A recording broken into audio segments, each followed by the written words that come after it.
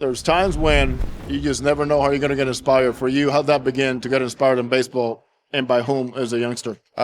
Getting expired. It was more of like a bunch of my friends, growing up watching them. The curiosity as a kid, that was what really kind of started it, and just wanted to be around friends and just kind of, you know, hang out, play baseball, learn it. And it was something where that was very important to me. Being around like, a bunch of friends just having fun, really. That's what really started it for me. We have somebody very special for you, and you told me this a couple of Yeah. weeks ago. Yeah. Jesse Chavez. Yeah. How What's did up, he dude? inspire you, man? So no, I watched him like obviously, throwing just coming through the league and everything, and then watching him going from team to team or, whatever. And I used to always tell myself like, man, that must be hard, right? And then I found myself doing the same thing. And so like I valued how, he obviously went about his business, and how he always just went out and he was always prepared to pitch. And regardless of what people said or whatever, however they valued him, it was something where it was like, this guy never gives up, because I always see him back in the big leagues or back doing what he wants and just pitching and competing and stuff. And he never let somebody take the jersey off of him. And so that was something that inspired me the most coming up and watching and valuing, just because of the fact that when I was going through it, I had the same thought process. I would always tell people that he was somebody I looked up to. He was somebody that I valued because he didn't allow somebody to take that jersey off. He wanted to do it himself, right? So that was something that I watched him do a lot throughout his career. And and I that was something special to me, because like there's not a lot of guys in the league that does what he did, right? And in the sense of, just keep going, keep going, keep going. The love of the game, just wanting to keep pitching, and didn't matter who it was for. And even if he didn't perform well, he still kept going, right? So like that was something that really stood out to me, and that's was something I really highly valued and respected. So that's generally why I look up to him. That was your surprise, man. Yeah, I I want appreciate to do it. That that was for awesome. you. Yeah. All right, let's go. All right, so let's talk about pitch grips. We are talking about this recently, and the way you design a pitch, starting with your grips and how your pitches have evolved through the years. Show me that. Okay, so like coming up to the minor leagues, I would always have a four seam grip, which would be just across the horseshoes, typical, nothing fancy, and then a changeup, which I would always go across the horseshoe, or the railroad tracks is what we call them, the guys that go this way. I would always get my fingers across that and just kind of like throw a fastball with these two fingers. That's what my initial thought was. That's how I was taught. I developed the changeup by long tossing it. You can almost trick your brain in the sense of when you're playing catch out to like 200 feet and you want to hit the guy in the chest. You tend to, put a little bit more effort into it, right? You tend to get a little bit more extended with the arm. You tend to throw it a little harder. Well, if you had a changeup and you did the same thing, you're going to let the ball come out exactly how it needs to come out, as far as rolling out the fingers, and you're going to see that action. And as much as you try to get them in the chest, it's going to be at the feet, right? Because of the sinking action that it has. So that was something that how I developed my changeup. I developed in high school and college. And then the breaking ball, it was always like something along the horseshoe, where it's like I would get my fingers there, and I would just try to let the ball come out this way, right? And that was early in my career, and I would always think, just try to get the fingers to the front. But as I went through, Tommy John and all that, I wasn't able to get through there again. Like I didn't have that range of motion to get to the front of the baseball. So I developed something that was very unique that helped me a little bit, but not too much. I wouldn't recommend it. But it was a unique grip where it was like almost a changeup grip, right? Same thing. I run them along the railroads, and I would just throw it just like that. And it would, for whatever reason, was comfortable enough where I could spin the ball just enough to have it go the other way, right? So when I got here, I showed them it. They kind of laughed at me in the sense of like, they couldn't believe it. They weren't making fun of me. They were just like, well, that's kind of unique. We've never seen a grip like that. So Connor McGinnis showed me the grip of like the finger along the two seam here, right, and then spike it up on top of the seam, and so that would be the slider grip that I throw now. And the reasoning behind this is because I'm a heavy pronator, so I go this way a lot. Guys that are called supination, like supinated bias, they are on the outside of the baseball a lot, like a Tyler Glass now, the guy that cuts the ball a lot, stuff like that. So this grip works for me in the sense of like I have to think of like a hula hoop action when I throw it. And the reason why the spike is there is not to make it spin harder or anything. It's just to get the finger out of the way. So essentially I want to throw the ball like this, right? But I have it there. And as I'm pronating through, the finger, the spike gets out of the way, and this is kicking the front of the baseball. And it pronates through and it spins the ball. Like it's just what it's been. That's what they taught me. And that's when I watched it on slow motion camera, the high speed slow motion camera, I would see that instead of thinking in front of the baseball, hang on to the baseball. And when I'm pronating through the baseball, my pronation is what spins the baseball, right? So the pronation the finger gets and then spins.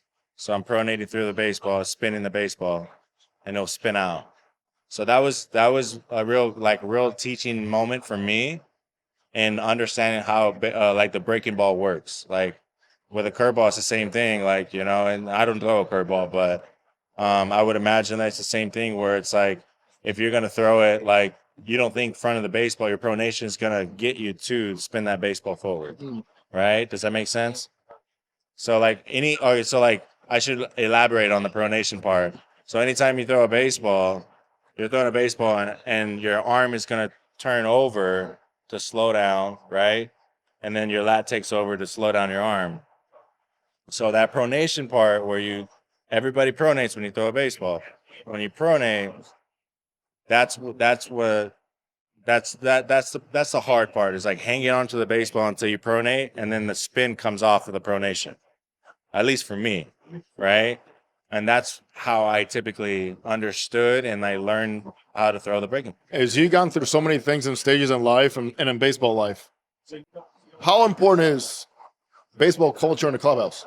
Well, the right culture. Oh, it's very important. I mean, I've been in clubhouses where, I was walking on eggshells, right? And not that somebody was going to yell at me or anything else like that. You just didn't want to get in anybody's way. People have certain dynamics, certain routines that they have to do, they like to do, and they don't like it to be interrupted.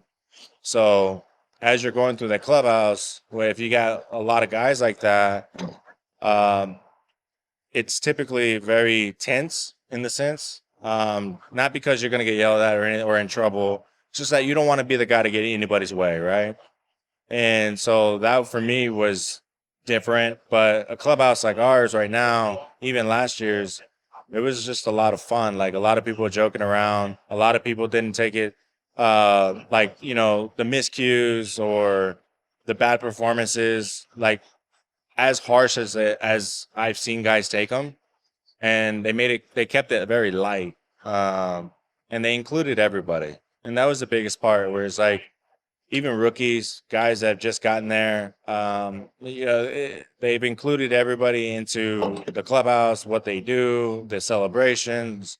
It wasn't just all about one person. It was about everybody. And that was the most important part of last year and this year is what I've seen.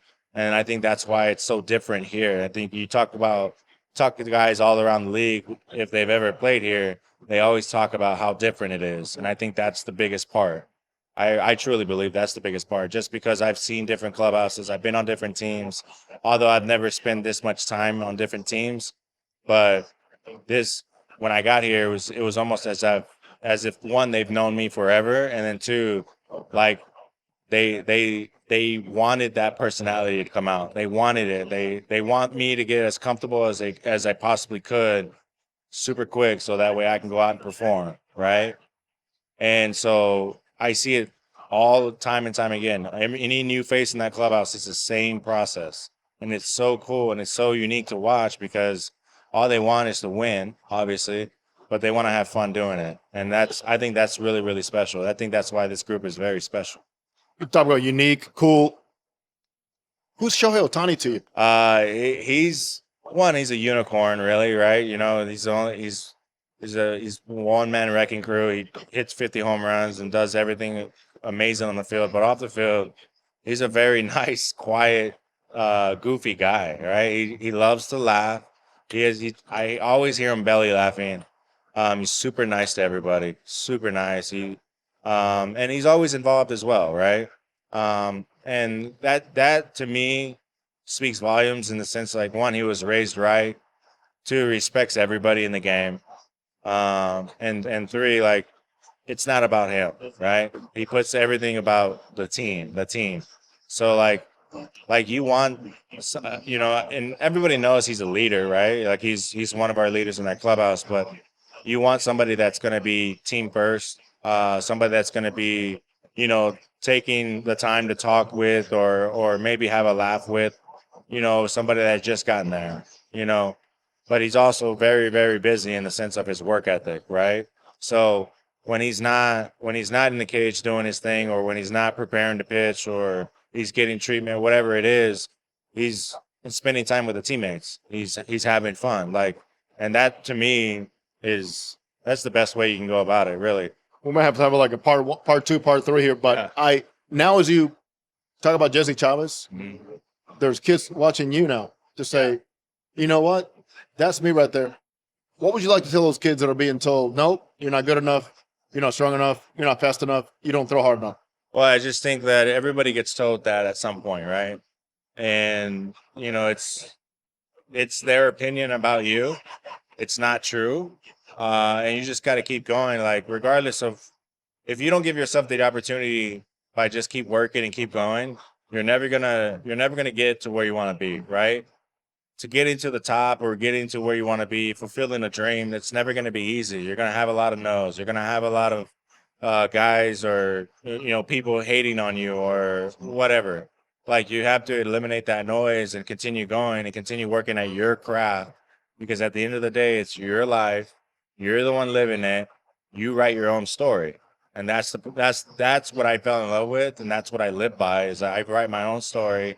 Nobody's gonna have an influence on the sense of like telling me I'm not good enough and stopping me from doing what I love and want to achieve. And like, I'd much rather fail at trying to get there on my own versus stopping because somebody told me I wasn't good enough. And that right there, it should like marinate in everybody's mind, knowing that if you just keep going, you're giving yourself that opportunity and you're giving yourself that chance, and you never know what's going to happen. So that's my message. Thank you for who you are, what you've been through, and what you do, because obviously you're a champion. Thanks so much. Thank you so much. Thanks.